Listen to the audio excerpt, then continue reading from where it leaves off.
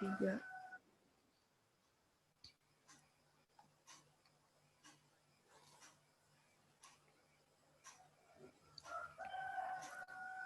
Halo teman-teman semuanya, kami dari kelompok 4 ingin menjelaskan critical book report, critical journal review, dan mini riset kami mengenai topik manajer dalam suatu organisasi. Tetapi sebelumnya, izinkan kami memperkenalkan diri kami.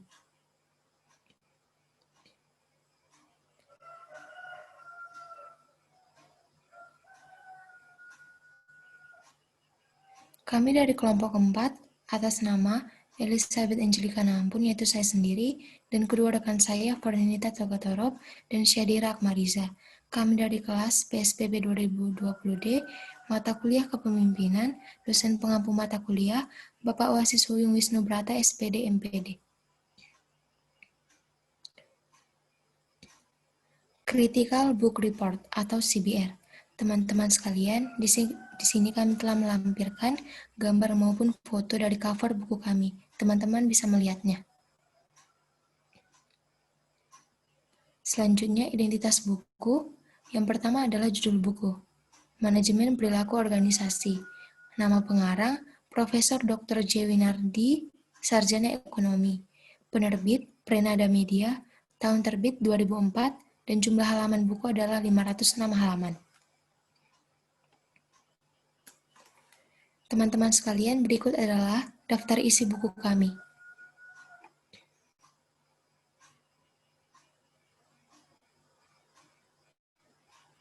Ini juga teman-teman bisa melihatnya di slide kami ini, daftar isi buku kami.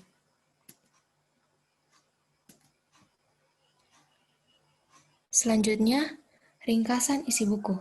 Manajer dalam penafsirannya yang paling fundamental, berarti seseorang yang menduduki posisi formal, yang bertanggung jawab terhadap sedikitnya pekerjaan satu orang atau bawahannya yang mempunyai wewenang atau otoritas formal atas orang tersebut. Pengorganisasian mengandung makna bahwa para manajer mengordinasi sumber-sumber daya material yang tersedia pada mereka, pada organisasi di mana mereka bergerak, untuk diarahkan ke arah pencapaian tujuan-tujuan atau sasaran-sasaran yang dirumuskan dalam rencana ataupun perencanaan yang ada. Koordinasi baik membantu pencapaian efektivitas organisasi yang bersangkutan. Selanjutnya, hal-hal yang harus dilakukan oleh para manajer adalah menjadi seorang. Yang pertama, perencana organisatoris, yang kedua sebagai seorang pengorganisasi, yang ketiga menjadi seorang pemimpin, dan yang keempat menjadi seorang pengawas. Para manajer ditugasi untuk mengupayakan agar tugas-tugas khusus dilaksanakan secara berhasil. Mereka biasanya dievaluasi sehubungan dengan betapa baiknya mereka melaksanakan tugas-tugas demikian. Di samping itu, para manajer juga bertanggung jawab terhadap tindakan-tindakan pihak bawahan mereka. Sukses atau gagal pada bawahan mereka merupakan suatu refleksi langsung tentang keberhasilan ataupun kegagalan sang manajer yang bersangkutan. Selanjutnya, kelebihan dari buku yang telah kami kritisi. Yang pertama, buku ini disajikan dengan ukuran yang tepat dan mudah dibawa kemana-mana. Yang kedua, pembahasan pada subbab buku spesifik, yaitu langsung pada intinya dan tidak berbelit-belit. Yang ketiga, setiap akhir bab terdapat daftar pustaka dari materi yang dibahas. Dan yang keempat, buku ini cukup ringkas, padat, dan jelas, sehingga lebih mudah untuk dipahami. Selanjutnya, kekurangan buku. Yang pertama, kurang menarik, karena untuk dibaca karena warna tulisan bukunya monoton, atau hanya satu warna dan tidak warna-warni. Yang kedua, tidak terdapat gambar-gambar dalam buku, sehingga dapat membuat pembaca bosan dan minat membaca pun jadi kurang. Yang ketiga, adanya istilah-istilah yang sulit dimengerti.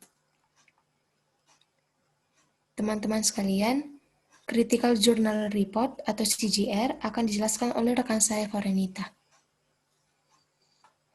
Ya, teman-teman bisa lihat link jurnal yang di slide tersebut. Identitas jurnal, judul jurnal, manajer dan pengelolaan pada era milenium.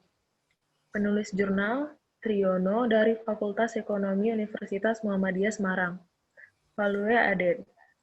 Volume 6, nomor 2, Maret 2010, Agustus 2010, http://jurnal.unimus.ac.id. Jumlah halaman jurnal 15 halaman. Ringkasan isi jurnal. Manajer adalah orang yang bertanggung jawab untuk mengarahkan usaha yang bertujuan membantu organisasi dalam mencapai sasarannya. Mengelola pekerjaan manajer berarti kita berbicara tentang 4 fungsi spesifik dari manajer, yaitu merencanakan, mengorganisasikan, memimpin, dan mengendalikan. Walaupun kerangka kerja ini masih harus diteliti, pada umumnya masih diterima. Setidaknya ada 3 tingkat manajemen, yaitu manajer pertama atau tingkat pertama, manajer menengah, dan manajer puncak. Bidang-bidang dalam manajemen cukup banyak seperti manajer sumber daya manusia, manajer operasi, manajer pemasaran, dan manajer keuangan. Kita sekarang ini telah memasuki era milenium, artinya abad ke-21 dan telah memasuki tahun 2012.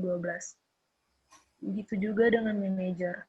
Manajemen dan pengelolaannya semestinya mengikuti perubahan zaman yang sudah sangat modern dan sangat tergantung dengan teknologi informasi, khususnya penggunaan internet dalam aktivitas sehari-hari. Apabila kita tidak mengikuti penggunaan teknologi informasi yang sudah sangat maju, tentunya kita akan tertinggal data dan informasi. Padahal kita ketahui bersama bahwa data dan informasi sekarang ini semakin mudah diperoleh dan semakin cepat perubahannya. Menjadi manajer yang baik di era milenium tidaklah mudah. Karena itu perlu seorang manajer tidak hanya belajar di perguruan tinggi lewat pendidikan sarjana, magister, dan doktor, tetapi juga perlu belajar dari pengalaman orang lain. Bidang-bidang manajemen yang perlu diketahui adalah manajer sumber daya manusia, manajer operasi, manajer pemasaran, manajer keuangan, dan public relation. Etika bisnis merupakan hal yang perlu mendapat perhatian dan tidak bisa ditinggalkan dari kegiatan manajer dalam mengelola usaha atau bisnisnya. Mengelola usaha atau bisnis yang beretika tidaklah mudah karena perlu memperhatikan banyak hal termasuk agama, filosofi, sejarah, budaya, dan hukum. Kepemimpinan merupakan salah satu bagian terpenting dalam manajemen dan pengelolaan sehingga tidak bisa ditinggalkan. Kepemimpinan otoriter atau represif sudah bukan masanya. Usaha atau bisnis bisa berkembang dengan kepemimpinan yang bijaksana, yang menganggap bawahan sebagai partner kerja yang perlu diperhatikan. Berikut adalah daftar pustaka jurnal. Untuk selanjutnya, saya akan memberikan kepada rekan saya, Syadira Akmariza. Kepada Syadira, dipersilakan. Juga saya akan menjelaskan tentang mini research. Dalam mini research ini, kami melakukan sebuah wawancara. Nah, wawancara adalah bentuk komunikasi lisan yang dilakukan menurut struktur pembicaraan tertentu oleh 2 orang atau lebih, dengan kontak langsung atau jarak jauh, untuk membahas dan menggali informasi tertentu guna mencapai tujuan tertentu pula. Adapun daftar pertanyaan yang kami ajukan ke Bapak itu, yakni menurut Bapak, apakah arti dari manajer itu, bagaimanakah sistem pemilihan seorang manajer, apakah melalui hasil voting atau dipilih langsung, dan apa saja tugas-tugas dari seorang manajer. Lalu, selama menjabat menjadi seorang manajer, adakah tantangan atau kendala yang Bapak alami? Kalau ada, coba jelaskan, dan bagaimana cara Bapak melewati tantangan atau kendala itu. Kemudian, bagaimana cara Bapak dalam bekerja sama dengan pihak luar atau perusahaan lain. Yang terakhir, bagaimana cara Bapak berkomunikasi, baik dengan atasan atau pimpinan, dan juga terhadap bawahan Bapak sendiri. Nah, jawaban dari pertanyaan-pertanyaan ini ada di video selanjutnya, yakni wawancara saya kepada narasumber tersebut. Terima kasih.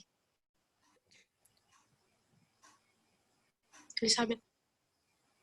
Baiklah teman-teman, sekian hasil dari diskusi kami. Jika ada kesalahan, kami meminta maaf. Jika teman-teman perlu mengkritik isi diskusi kami persilakan. Dan juga jika teman-teman ingin memberikan pertanyaan, juga kami persilakan. Sekian dan terima kasih.